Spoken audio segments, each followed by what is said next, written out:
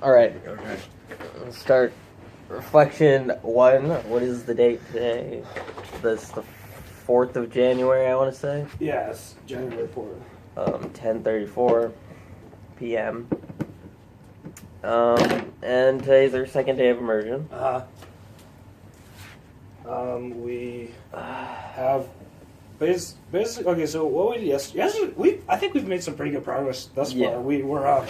We're just doing characters right now, but that's probably that's honestly the most important part, because if you know your character really well, then Things like dialogue and yeah, that comes easily if you know your character well and things like that. so the past few days we've been working on character bios. Yeah. And we've been working on this thing called character trees. Oh yeah, right. Yeah. Where you build your character from first. You start with what we call the feet, on a person, and that's their appearance. Ow.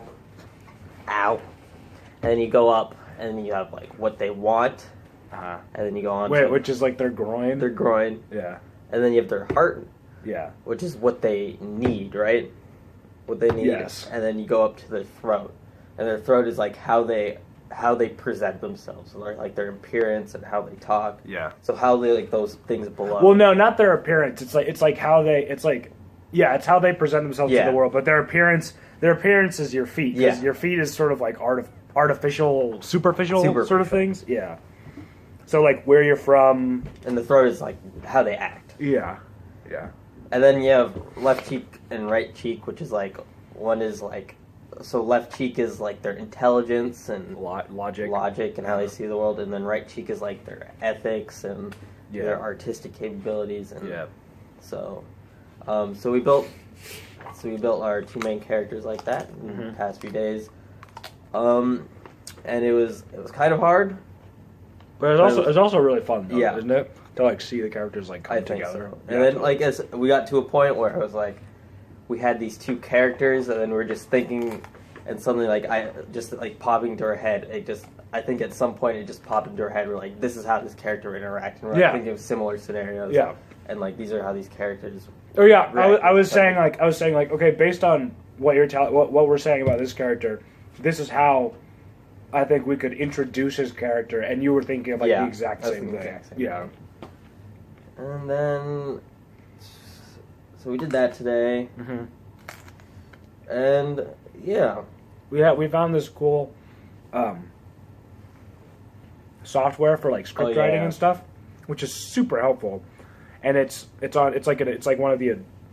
Adobe program, and miraculously we both have the subscription thing, so we can both use it, and it's really easy to use, and we can collaborate on it. So that's honestly a huge win. Yeah. Because it could be really difficult, if we had to format it, or go find a different software or something like that. So tomorrow, that's our plan. We're gonna buckle down and we're just gonna bust out a draft. And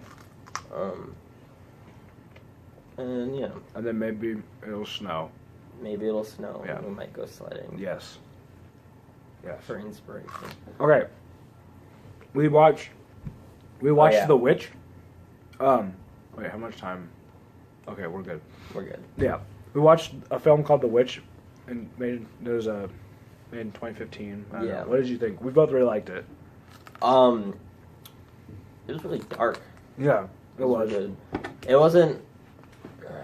It was really unsettling. Oh, definitely. It's not a jump scare type movie. It's just kind of there are barely any monsters in it at all. It's just kind of the monster per se. But that entity is barely even in the movie, and most of the horror honestly comes from the family itself. God, I thought the mother character was about to start beating up her. I thought at the beginning, the dad was he seemed scary to me. I was oh, I don't know. Because they were they were religious and stuff, and I was I don't know how this is gonna go down. This could get bad real quick. But the dad was actually one of the most logical characters throughout the movie. Yeah.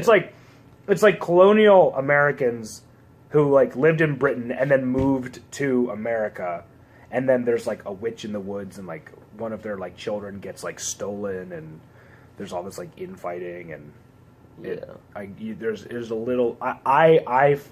I felt that there was a little bit of like a feminist sort of tone in it, just based on like the nature of like what a witch was at that time. You know what I mean? Because like by the end of the movie, they're saying that like the daughter is the witch, and then she like I don't know. It was good though. I liked it. I think important. Good acting. What did we learn from it?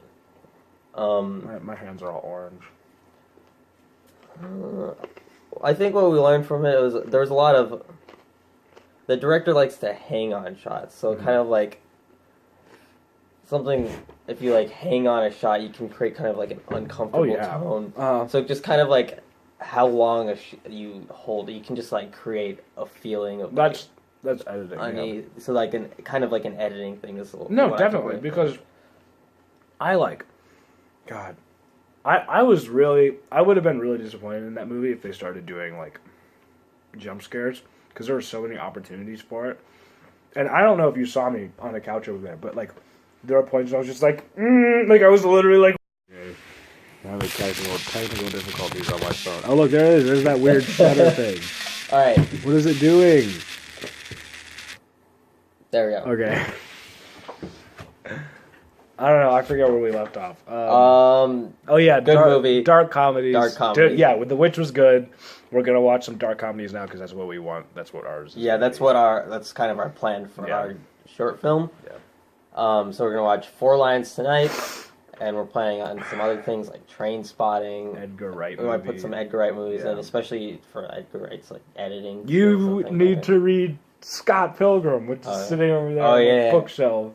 Also, it's Akira. So good. Oh, what's that? What's that one right next to it? Akira. Is that Akira? Yeah. The big thick one. Yeah. All four of those are Akira. There's 6. I've only read 1 and 2 so far.